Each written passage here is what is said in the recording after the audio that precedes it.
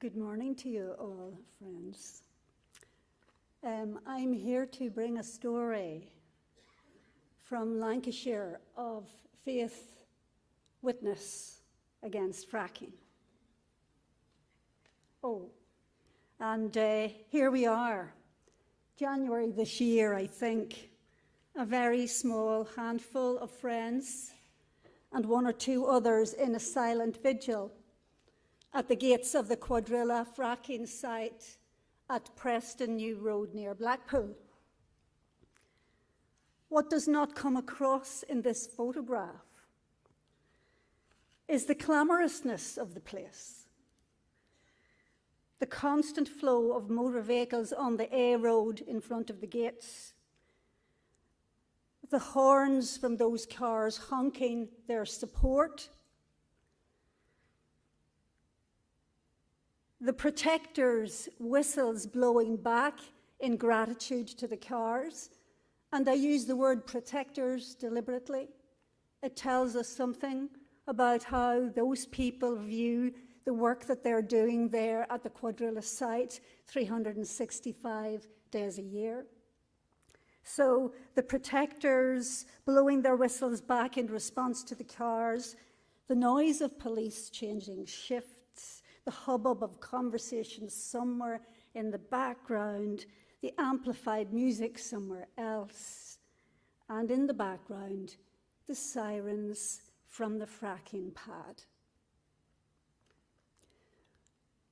Paradoxically, it is in the midst of this clamour that I have felt a blanket of silence enveloping us, enveloping friends and protectors, the police, Quadrilla's workers, Quadrilla's managers, the Quadrilla's shareholders. For me, in that blanket of silence, we are holding all of these people in the light, and people everywhere who are associated with life-denying places like Preston New Road.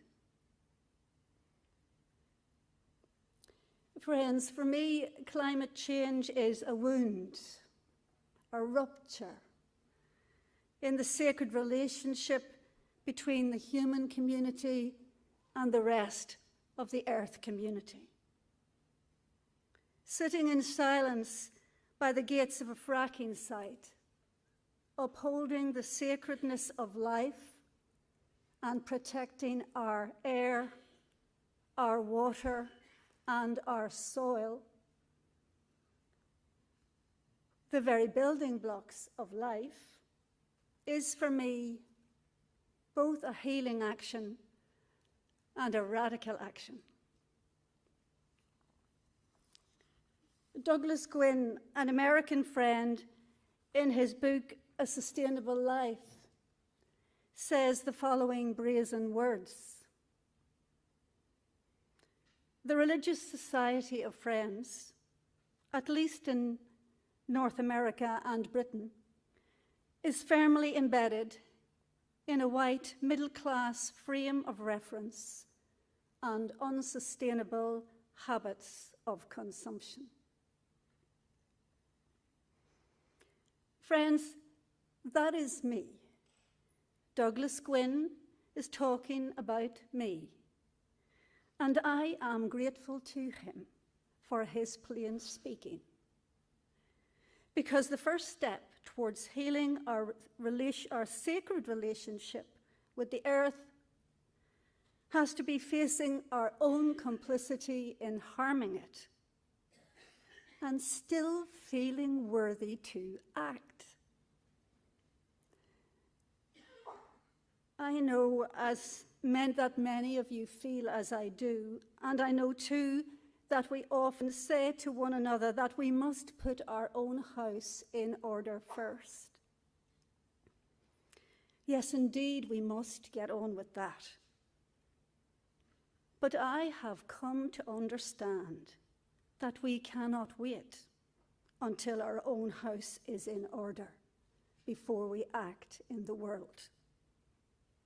Our house cannot be fully in order until we change some of the fundamentals of our global industrial economic system.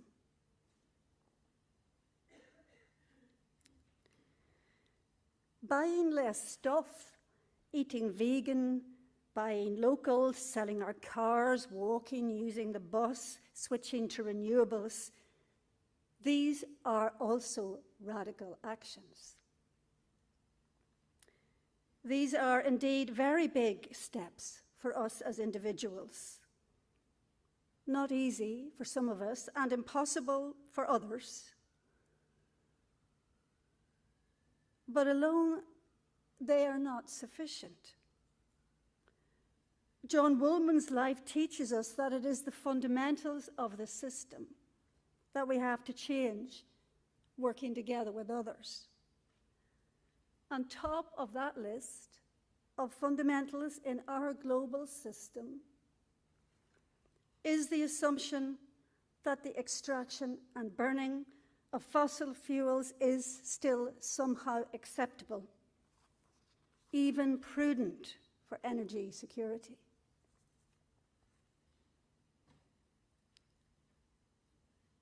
Burning fossil fuels poisons human communities today. It takes life and livelihoods today. It fuels wars today.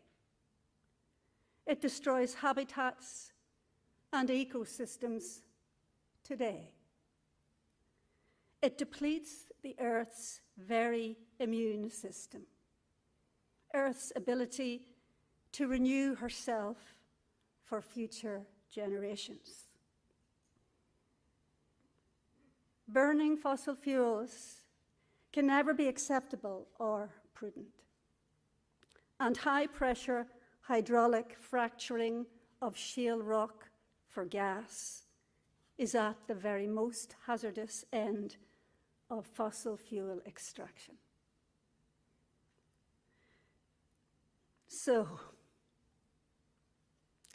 when in 2015 the fracking industry fixed its sights on Lancashire and the Secretary of State, overriding the local democratic will, gave the go-ahead to Quadrilla to frack, I, just like friends in Rydale and West Sussex, knew it was time to take my sustainability witness out of the privacy of my home, out of the protection of my meeting house, and certainly well out of my comfort zone, to the gates of the Quadrilla fracking site. I knew I had no choice. I could do no other. As the community resistance got underway, someone somewhere came up with the idea of a monthly faith presence at Preston New Road under the banner, No Faith in Fracking. And a small handful of Quakers from the northwest heard the call and responded. The timing felt right. The corporate discernment my meeting for sufferings and the Pendle Hill anti-fracking witness had both inspired and encouraged us. That was over a year ago. Until recently, our monthly witness at Preston New Road, looking much like this, has been a modest affair. Gathering on the last Friday of every month, maybe 10 of us, most of us Quakers, we hold a silent vigil, we read spiritual readings, we speak of our concern with the police and with other protectors. In all we do, we bring a reflective and loving presence to this contested place. George Lakey might say that we disturb the peace with our stillness. By no means have we found this easy. Not all friends in our meetings have been at ease with our actions. Still, we kept turning up to sit in silence. Until recently, as part of the 3-month united resistance by community and civil society, we felt led to take a further step. This time, we felt led to help others give voice to the spiritual and faith dimensions of fracking in a multi-faith week under the No Faith in Fracking banner. And that week took place just the week before last. It was much work. Our efforts met with some blank faces, with a little hostility, and with plenty of enthusiasm.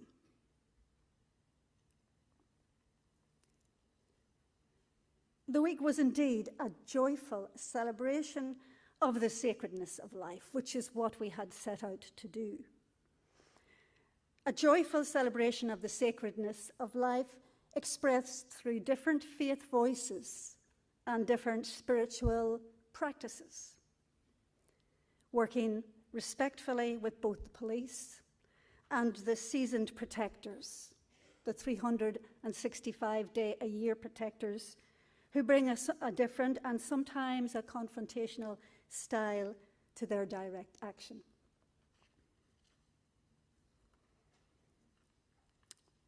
Here we see the vigil on the second last day of our witness in that week. There are more people there. There are a few more friends there. There are many people from other faiths and also from Christian denominations. And perhaps as important as that, there are by now in the week people joining us who are the 365-day-a-year protectors whose style of witness is usually other than this. So, with our silent vigils, our walking meditations, our chanting, our prayers, our rituals, our talks, and our soulful dancing, we did indeed disturb the peace with stillness. We did disrupt Quadrilla's fracking operation with love through our peaceful spiritual activism. One lesson I have taken from this week of peaceful spiritual activism is that we are all stronger when we work together across faith groups and across spiritual traditions. When we work alongside those whose style of resistance and activism is different from ours. When we dare to step outside the comfort of our own tribe.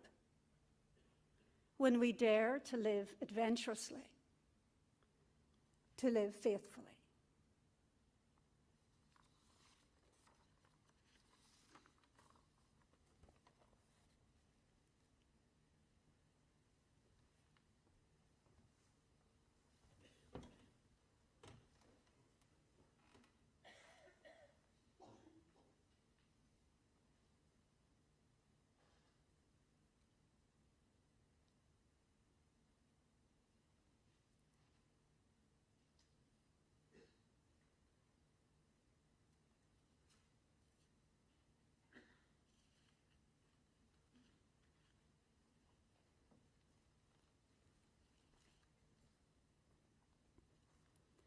Good morning, friends. My name is Haifa Rashed, and I'm the current clerk of the Engaging Young Adult Quaker project, which in true Quaker fashion has a suitable acronym, EAC. So the EAC project is a 3-year project aiming to increase the involvement and visibility of young adult Quakers within Britain Yearly Meeting. I'm going to talk a little today about the progress of the project so far, and my hope that similar progress will be made with regards to wider diversity in our Quaker church and movement. So young adult Quakers are roughly defined as being between the ages of 18 and 35. This is a massive age difference. This includes people leaving home, starting work, perhaps going to university or college, travelling, moving home, maybe back home, getting married, having children. We're talking about a very diverse group within itself. It also includes those who were raised as Quaker and those who weren't. I personally wasn't, and I know just how difficult it can be to join the society from the outside, given the impenetrable Quaker structures, language, and culture, and all those acronyms. So, less than a year on in the project, I'm delighted to report that we and the wider young adult Quaker community in Britain are breaking new ground. Our steering group is perhaps the first Britain Yearly Meeting committee to be entirely made up of young adult friends, or YAFs, or at least the first for several hundred years. As Ingrid alluded to earlier, George Fox, Margaret Fell, James Naylor were all in their 20s and 30s, and we need to harness that same youthful energy now. This is not to overlook or discount the vital contribution of older adult friends, or oafs,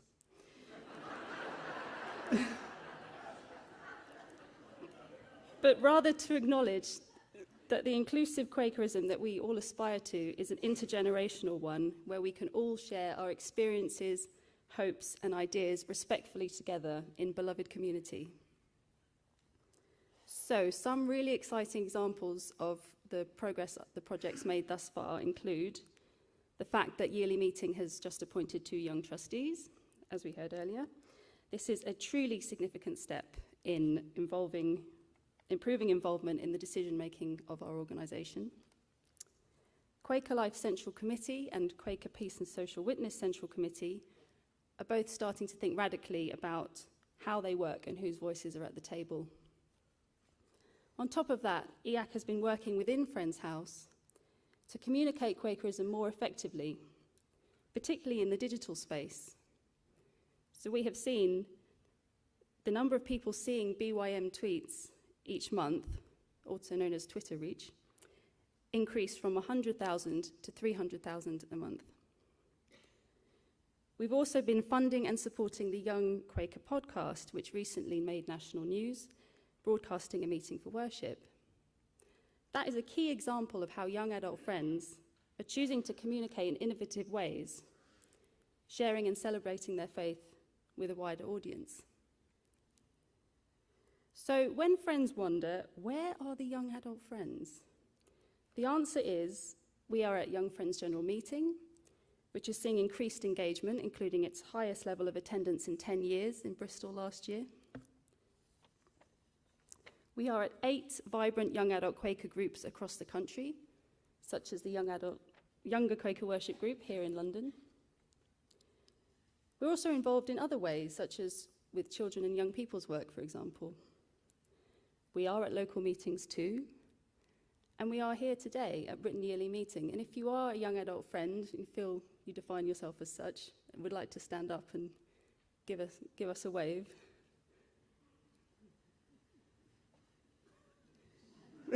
Here we are. Thank you, friends. So we are in the room. However, in terms of wider diversity, we know the fact remains that Quakers in Britain are still overwhelmingly white, middle class, as well as over 60. If we are truly wishing to be a diverse faith community, we will need to consider how to be inclusive of all people. Friends, professing the testimony to equality is not enough. Saying that we see that of God in everyone is not enough.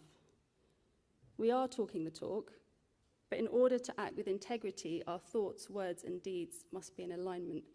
We must walk the walk. We have to ask ourselves, are we ready to hear stories of ageism, racism, classism, disableism, homophobia, transphobia, and more in our own meetings and communities? Are we open to changing our current structures, given the fact that for many young adult friends, for example, our experience of Quaker worship, service, and community is outside of local and area meetings? These are the questions that we as a Young Adult Quaker project will be considering, and they will also be addressed at Yearly Meeting in the next year or so. We as EAC are always looking for examples of local meetings or area meetings who feel like they're making positive steps with engagement of young adult friends. So if you feel like that applies to your meeting, please do get in touch with the EAC project officer and let us know what you're doing.